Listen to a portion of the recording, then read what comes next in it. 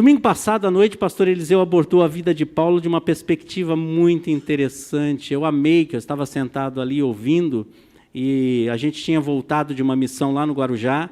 Nós fomos num evento onde havia uma valorização dos policiais militares lá da região nossa litorânea, e eu tinha falado algo numa direção para eles, e ao ouvir a mensagem do pastor Eliseu, e ele afirmou um dos pontos da mensagem dele, ele falou que Cristo em nós é o que vai ficar esta verdade. No final da vida é isso, Cristo reinando em nossas vidas, a graça, santidade e verdade.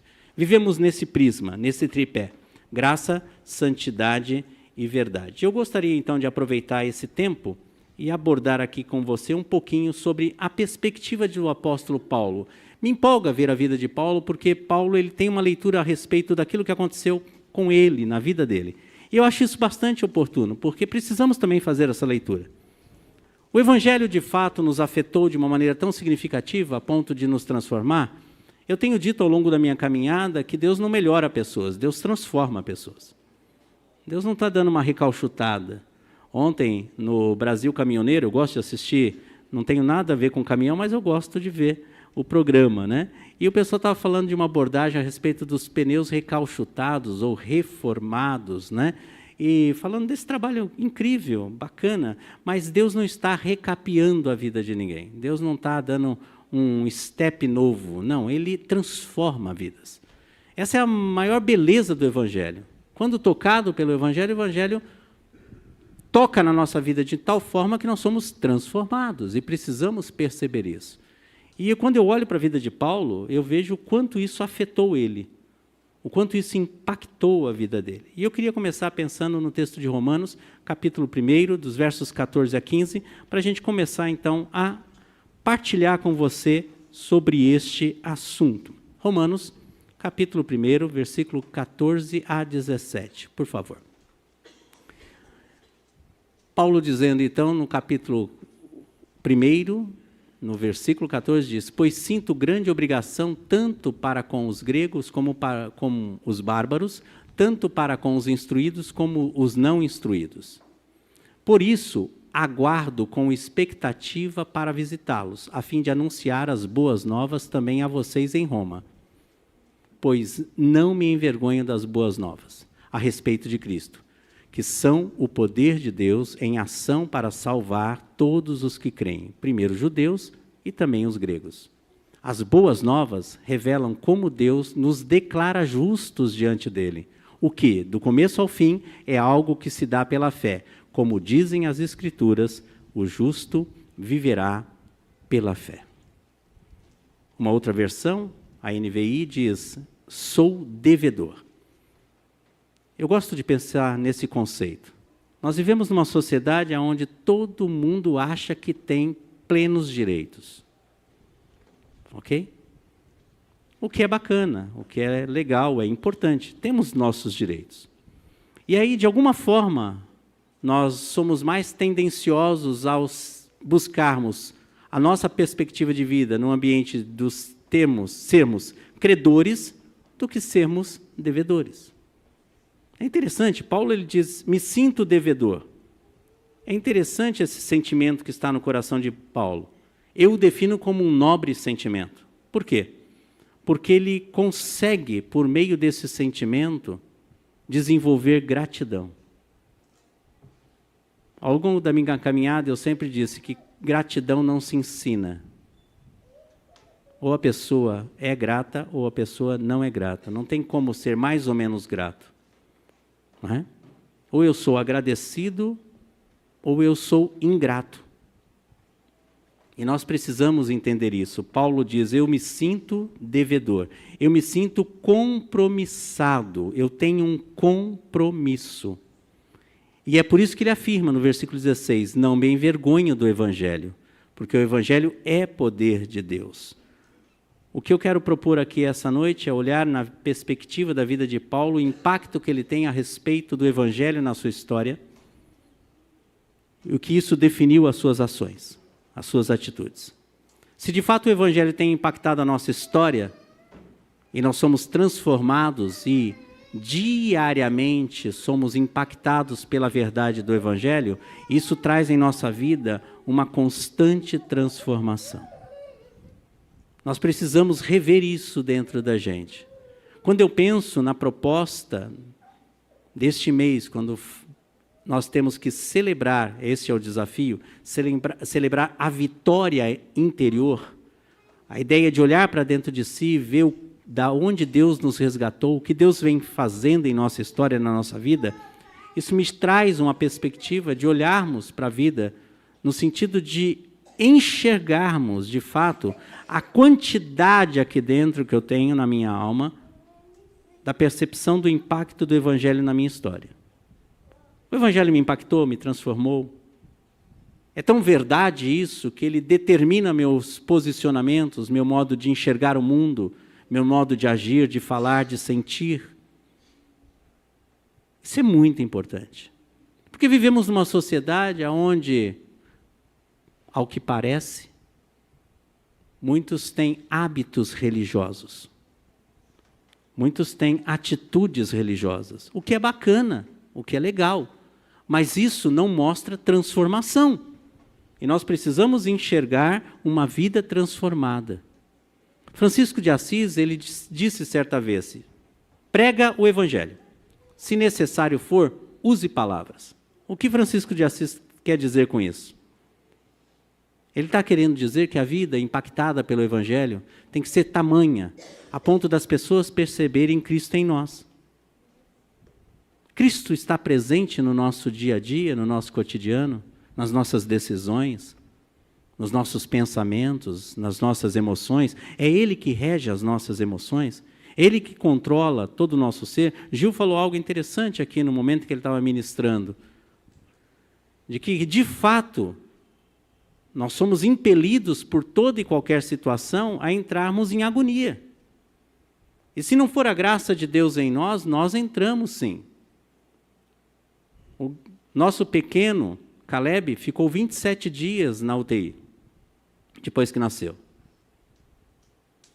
Eu não tive a oportunidade de conhecê-lo enquanto ele esteve no hospital. Eu sou homem, eu sou ser humano, tenho sentimentos. Eu adoraria ter visto o meu neto. No único momento em que Carla e eu fomos ao HC, optamos por ela subir para ver o neto. E eu fiquei lá embaixo. Porque conseguiram fazer a entrada, o acesso à visitação, levaram 40 minutos para liberar a catraca para passar. Num tempo de visita de 1 hora. No dia em que Caleb saiu e que trouxeram ele para casa, meu genro disse isso, estou indo para a sua casa. Vocês não imaginam que coisa, que impacto foi no meu coração, de pegá-lo em meu braço. Mas 27 dias não são 27 horas, nem 27 minutos. Foram 27 dias pedindo a Deus, a tua graça, Senhor, precisa bastar-me neste momento da minha história. Por isso que a palavra diz, em tudo nós somos atribulados, mas não angustiados. O Evangelho tem que impactar a nossa história. Eu quero olhar então para Paulo desta forma. Dá uma olhadinha na segunda carta aos Coríntios, capítulo 4, versículos 5 e 6. A primeira leitura que Paulo faz e ele externa, como ele percebe esse impacto do Evangelho na sua vida. Ele diz assim, não andamos por aí falando de nós mesmos, mas proclamamos que Jesus Cristo é o Senhor e que nós mesmos somos servos de vocês por causa de Jesus. Pois Deus quem disse, haja luz na escuridão, e é quem brilhou em nosso coração, para que conhecêssemos a glória de Deus na face de Jesus Cristo. Os versículos de 5 e 6, quando Paulo está falando aos Coríntios, ele faz uma menção interessante, ele diz, das trevas resplandeça a luz. O que Paulo está dizendo é que o impacto do Evangelho na sua história, na sua vida, foi tão intenso, quando Deus disse, lá através de Gênesis, haja luz. Quando Deus deu ordem em criação, ele disse, haja luz, e a palavra diz que houve luz. Olha que coisa interessante. Para Paulo, a sua conversão ao Evangelho, o Evangelho na vida de Paulo, foi como uma explosão de inúmeras luzes. É assim que ele se percebe. Ele vivia em densas trevas. Paulo, ele enxerga o seu verdadeiro estado na negritude das trevas. E trevas é um negócio tão interessante. Se você fizer esse exercício, faça em casa. Feche os olhos. Aperte os olhos. Num dado momento, você vai começar a ver algumas luzinhas dentro da escuridão. Mas as trevas estão ali. O que Paulo está dizendo é que a sua conversão, o seu impacto do Evangelho, o Evangelho impactou tanto a vida de Paulo de uma maneira tão significativa e especial, é como se toda essa escuridão saísse e desse lugar a um rajar de luz. A conversão de Paulo foi uma explosão de luzes intensa. O impacto da luz eterna foi tão intenso que o fez cair do cavalo. Ele estava na direção de Damasco com cartas do sumo sacerdote para ir atrás de todos aqueles que confessavam e professavam a fé em Jesus Cristo. E ele cai do cavalo, fica na escuridão visual, física, por 3 dias, mas no meio dessa escuridão, ele diz, foi Deus quem disse, resplandeça a luz, e Ele mesmo brilhou em nossos corações. O Evangelho de Cristo faz isso na alma de um ser humano. O impacto do Evangelho na alma de um ser humano torna a sua vida clara. Será que não é exatamente isso que Jesus quis dizer quando lá em João, capítulo 8, versículo 12, ele afirma, eu sou a luz do mundo? Se vocês me seguirem, não andarão na escuridão, pois terão a luz da vida. Ele é a luz. O impacto do Evangelho faz isso na vida de um ser humano. E a pergunta é, nós temos sido impactados por este Evangelho? Essa luz é real no nosso dia a dia, no nosso cotidiano? Temos luz do Senhor? O Salmo 119, versículo 105 diz assim, lâmpada para os meus pés é a sua palavra e luz para o meu caminho.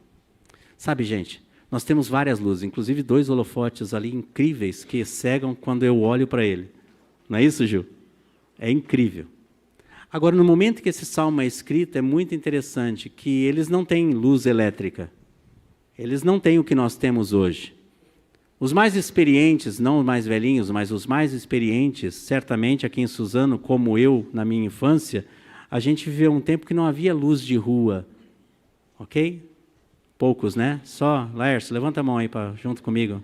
Nós somos isso. Isso, pouca gente, pouca gente. O resto tudo novinho. Já nasceram, já tinha luz de rua, não é? Mas a gente não brincava de noite, lembra? Só quando os vizinhos colocavam aqueles canhõezinhos de luz, luz ainda quando era incandescente, lembra as lâmpadas incandescentes de 200 watts? Absurdamente caras e estupidamente mais caras na época era Light. Vocês são do tempo da Light, não? Meu Deus do céu, horrível. É isso aí, Light. Depois veio Eletropaulo com Pombo e aí virou Enel, né? A Bandeirante também, enfim. Mas no tempo da Light, era tempo bom. Light, né? Luz, não é isso? E a gente tinha isso em nossas casas. Mas não tinha luz de rua. O salmista está dizendo que ele tem uma lâmpada e ele vê a Bíblia, a palavra de Deus, como uma lâmpada. Ele diz, lâmpada para os meus pés é a tua palavra e luz para o meu caminho.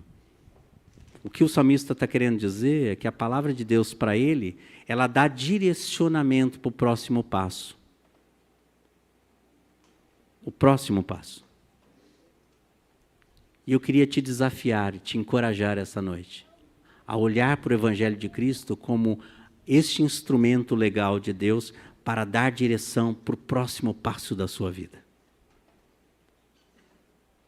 Uma das coisas que muito me preocupa é quando a gente conversa com as pessoas e é como se as pessoas desejassem saber tudo o que vem sobre a vida delas nos próximos anos.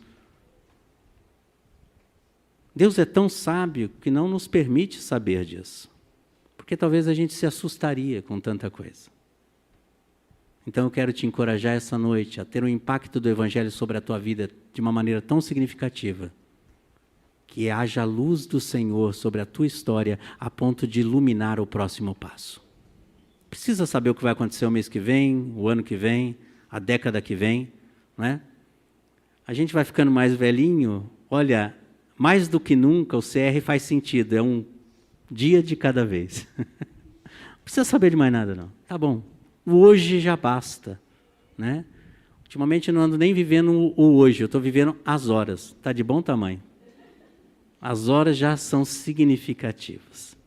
Para Paulo, então, foi isso. Mas há um segundo momento que Paulo deixa registrado que eu queria dividir aqui com você. Está lá em 1 Timóteo 1, versículos de 12 a 15. Olha que coisa preciosa. Paulo fala agora ao jovem pastor Timóteo. Timóteo é um jovem pastor que ficou lá em Éfeso para colocar a igreja em ordem, para dar direcionamento à igreja.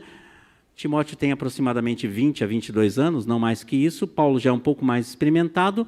E aí Paulo vai aconselhar o jovem Timóteo a como ser um pastor eficaz, um pastor que dá certo, um pastor que abençoa a igreja, enfim. Essa é a dinâmica de Paulo para Timóteo. Mas ele fala algo a respeito da sua vida. E eu acho isso lindo quando ele diz assim: agradeço àquele que me deu forças. E ele diz quem deu força para ele: Jesus Cristo, nosso Senhor, que me considerou digno de confiança e me designou para servi-lo. Embora eu fosse blasfemo, perseguidor e violento. Lembra aos Romanos? Ele diz que ele é devedor, não é isso? Ele tem uma compreensão clara do estado de onde Deus o tirou. Aqui para Timóteo ele diz: eu fui blasfemo, perseguidor e violento, contudo recebi misericórdia, porque agia por ignorância e incredulidade. O Senhor fez sua graça transbordar e me encheu de fé e de amor que vem de Jesus Cristo. Olha que coisa linda! E o versículo 15 diz: esta é uma afirmação digna de confiança, e todos devem aceitá-la. Jesus Cristo veio ao mundo para salvar os pecadores, e eu sou o pior de todos. Olha como Paulo se percebe.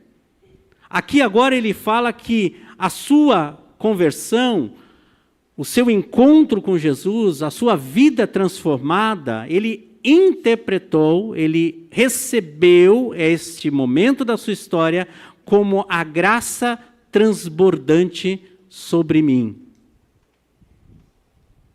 Eu não sei se você sabe, mas a maior usina hidrelétrica que nós temos é a Itaipu, a binacional.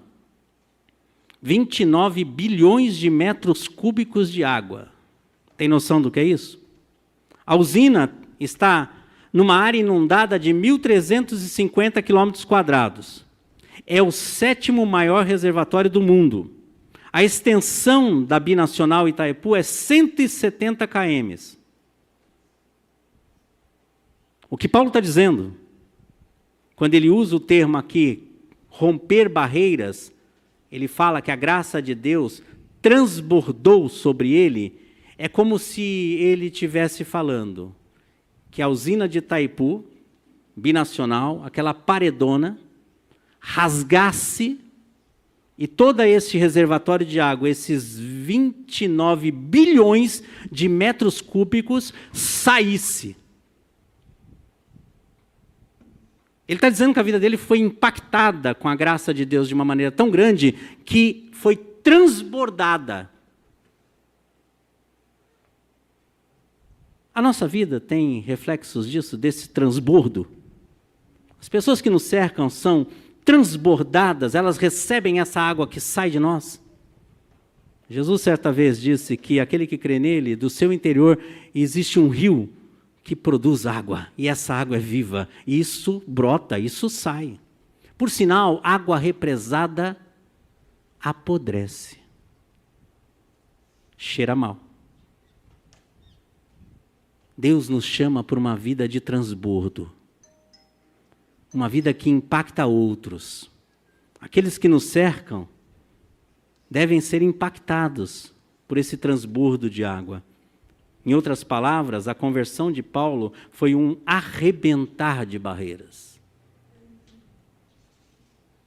Eu quero lhe encorajar a isso também. Se você está estudando, está no ambiente universitário, ou mesmo no ensino médio, ou mesmo na formação básica, ali é o lugar que Deus te plantou. Eu quero lhe encorajar a transbordar ali. Se você é um profissional liberal, transborda onde Deus te plantou. Se coloca num transbordo constante. Eu não sei onde Deus te pôs, mas de uma coisa eu sei. Deus quer que todos nós transbordemos. Transbordemos. Transbordemos. Porque há água de Deus em nós. Isso é muito interessante.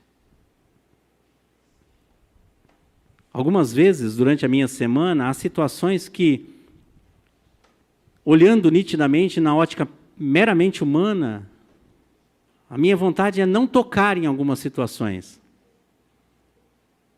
Mas é tão interessante, quando eu olho para a minha equipe, e eu vejo que eles esperam, de alguma forma, um transbordo que comece a sair de mim. Ontem eu estava conversando com um oficial e ele me falando de uma situação e eu tentando dar direcionamento. Ele falou, como é bom conversar com o senhor, pastor. Eu acho isso tão bonitinho. Eu acho tão gostoso ouvir um treco desse. Por quê? Porque de alguma forma as pessoas esperam de mim e de você. Eu não sei se você tem que acordar cedão, ir para o ponto de ônibus, esperar o ônibus da empresa ou mesmo o ônibus da circulação normal. E é tão bom que haja pessoas que foram impactadas com o Evangelho num dia de chuva, um dia de frio. Há 2 semanas atrás, Carla e eu fomos para o Paraná numa missão e, tadinha, minha carioquinha sofreu demais da conta, gente. Nós enfrentamos 0 graus e depois -1. A sensação térmica do 0 era -4 e dos -1 era -7. Chegou o momento que a coisa mais linda do mundo falou assim para mim assim, eu não estou sentindo mais minhas mãos. E eu falei, agora eu vou perder minha mulher aqui no Paraná, em Curitiba, vou ter que transladar o corpo para São Paulo. Estava um frio de rachar, mas um frio miseravelmente ruim mesmo. Estava difícil. Mas é bom que haja pessoas impactadas pelo Evangelho de Cristo, a ponto de, em momentos como esse, ainda dizer, vai melhorar. Aí nós fomos tomar um chocolate quente, né, amor? O duro foi sair do hotel e ir até o café colonial. Gil, pensa no rosto assim que puxava assim para trás. Ó. Um lugar legal para não precisar fazer cirurgia plástica. Estica tudo, gente. Frio estica a cara da gente, olha só. Então, olha que dica legal. Querem fazer esticamento de pele? Curitiba, -1. Resolve o problema. Mas voltando lá para o ponto de ônibus, é muito importante que naquele dia frio aqui de Suzano, aquela manhã gélida, tenha no ponto de ônibus pessoas impactadas com o Evangelho, porque você vai ouvir tipo, ô frio desgraçado. O duro é se você e eu impactados com o Evangelho falar, é verdade mesmo, tá por conta do cão esse frio. Aí lascou-se, está todo mundo azedo. Né? Porque a condução cheia vai continuar cheia. O trem vai continuar apertado. E precisa de pessoas que sejam impactadas com o Evangelho para pacificar. Outro dia eu tomei um tranco na saída lá do Povo da Luz, que de luz só tem o nome. Naturalmente, espera-se o trem parar na plataforma e a orientação é pessoas de dentro saem, pessoas de fora entram, ok? Esse é o normal. É o normal. Pelo menos a instrução que inclusive há na plataforma e nas portas do trem. Eu estava de lado, esperando o pessoal sair. O rapaz veio aqui de trás, já me deu um... Entra logo. E a mulher que estava saindo falou, espera aí! E eu me senti assim, feliz. Pressionado dos 2 lados. Pensei comigo, a minha carne disse assim, não respeita velho, né? Não adianta ser velho, ninguém respeita. Minha vontade era dar uma enquadrada. Eu entrei, respirei e falei, a tua graça, Senhor, tem que me bastar, porque a carne do Dacil, ela quer fechar o tempo. É normal isso. Deus espera que eu e você sejamos luz. Deus espera que eu e você sejamos transbordo da graça dele. Paulo foi chicoteado 3 vezes e é interessante isso. Já viram sobre as chicotadas que Paulo levou? 40 chicotadas era pecado para o judeu, 39 não. Que legal, né? 39 vezes 3. Paulo suportou tudo isso. Sabe por quê? Porque ele era bom? Porque ele era especial? Não, porque a graça de Deus transbordava por meio da vida dele. Eu não sei quais são os desafios que você vai enfrentar na sua caminhada. Eu não sei nem dos meus. Mas pouco importa. Importa é saber que Deus está conosco. A última declaração que eu quero deixar aqui, que eu acho linda também, está lá em 1 Coríntios 15. Esse é um texto maior, de 1 a 8. Vamos lá? O impacto da conversão de Paulo ao Evangelho, ele sentiu-se dessa forma. Ó. Agora, irmãos, quero lembrá-los das boas novas que lhes anunciei anteriormente. Vocês as receberam e nelas permanecem firmes. São estas boas novas que os salvam, se continuarem a crer na mensagem que lhes ensinei. Do contrário, sua fé é inútil. Eu lhes transmiti o que era mais importante e o que também me foi transmitido. Cristo morreu por nossos pecados, como dizem as Escrituras. Ele foi sepultado e ressuscitou no 3º dia, como dizem as Escrituras. Apareceu a Pedro e a mais tarde aos 12. Depois disso, apareceu a mais de 500 irmãos de uma única vez, a maioria dos quais ainda está viva, embora alguns já tenham adormecido. Mais tarde, apareceu a Tiago e posteriormente a todos os apóstolos. Por último, apareceu também a mim, como se eu tivesse nascido fora do tempo. Presta atenção aqui no que eu quero dividir com você. Para mim, entre tantas coisas que Paulo falou e do impacto que ele viu o Evangelho na vida dele, essa declaração para mim é a mais profunda. Ele fala como um que nasceu fora do tempo. A tradução para o português está aí, como um que nasceu fora do tempo. E aí, quando a gente pensa fora do tempo, a gente pensa no aborto.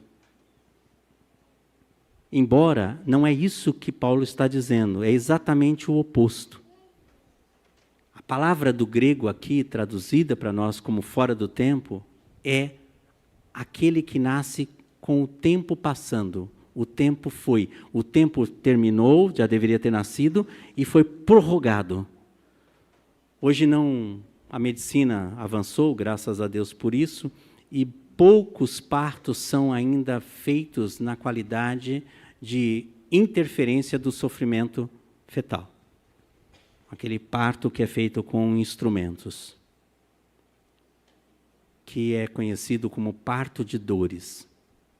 O que Paulo está dizendo, e eu acho isso incrível, a forma que ele lê a respeito da mudança da sua vida, da transformação da sua vida, ele está dizendo que para ele a sua conversão, o impacto da sua conversão é como se Deus tivesse entrado no útero de dores da sua alma e o arrancado de lá pela graça. É isso que Paulo está dizendo. Ele está dizendo que ele se sentia como aquele que estava passando do tempo. O sofrimento na vida de Paulo foi tão intenso, tão dolorido, tão abrupto, que a boa mão do Senhor o arrancou deste ventre existencial de dores. Ele diz, por isso eu me considero como aquele que foi alcançado como que fora do tempo, como o tempo passando.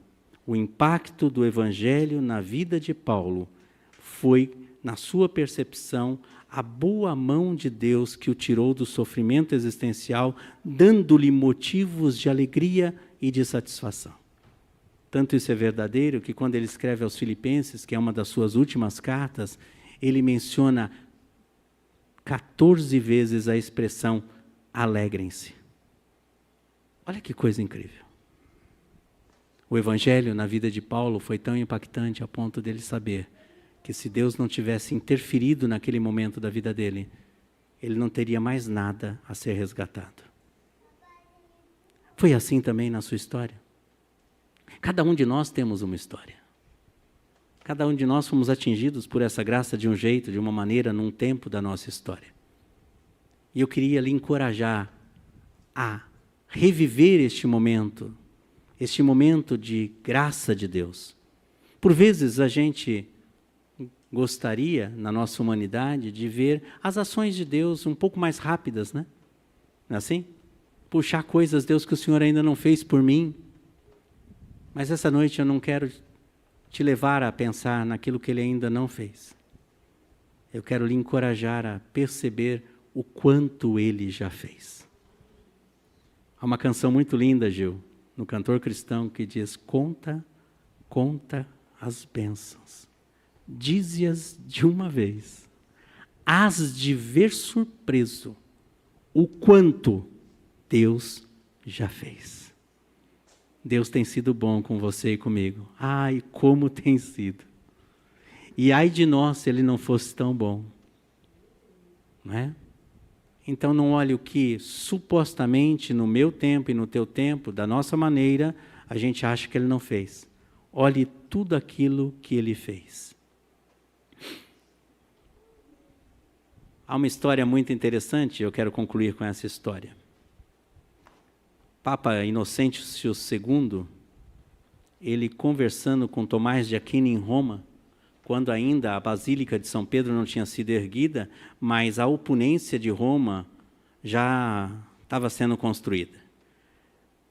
E aí então eles andando ali na atual Praça São Pedro, e Inocêncio II falando da gloriosa igreja, da repleta riqueza que já estava sendo construída naquela época, orgulhoso de tamanha riqueza da igreja, disse a seguinte frase para Tomás de Aquino: Tomás, já não podemos e não precisamos dizer mais como Pedro no passado, não temos prata e nem ouro. Tomás de Aquino, um teólogo da época, chega a Inocêncio II e diz: é bem verdade a santidade, mas também não podemos dizer mais, levanta e anda. Que coisa. A opulência da nossa vida, as riquezas, tudo aquilo que a gente constrói, se a graça de Deus não estiver presente, não significa absolutamente nada. Nada. Deus tem cuidado de cada um de nós. Deus tem cuidado de todos nós. Deus tem um amor e um carinho individual por cada um de nós. Ele tem um jeito de lidar com cada um de nós, que eu e você nos deixemos fascinar por Deus. Jeremias, na sua declaração, ele diz o seguinte, se referindo a Deus: com laços de amor tu me atraíste, com laços eternos tu me trouxes para ti. Na Septuaginta, que é a tradução do hebraico para o grego, diz assim: Senhor, tu me seduziste, seduzido por ti fiquei. A relação com Deus é uma relação de amor, é uma relação de intimidade. E eu quero lhe encorajar a viver isso. Você vai ver as feridas da sua alma sendo tratadas uma a uma pelo Senhor. porque Deus quer nos levar em pé até a presença dEle. Que Deus nos ajude, que Deus afofe o nosso coração com essa verdade. O Evangelho te impactou? Transmita. Seja um transmissor desse Evangelho. Seja luz para quem está em trevas. Seja um transbordo de água para quem está sedento. E seja um instrumento legal de Deus de tirar pessoas do sofrimento, porque Deus cuida de cada um que vem até Ele.